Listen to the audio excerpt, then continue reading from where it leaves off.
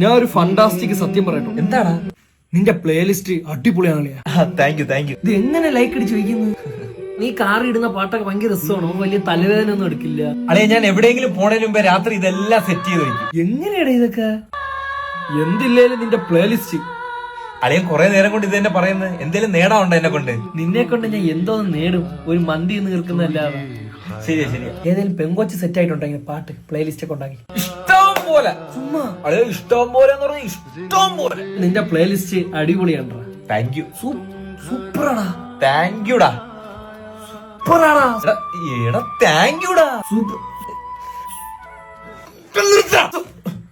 അളി ഒരു കാര്യമല്ലേ നീ തിരിച്ചു മറിച്ച് പറഞ്ഞോണ്ടിരിക്കുന്ന? അയ്യോ,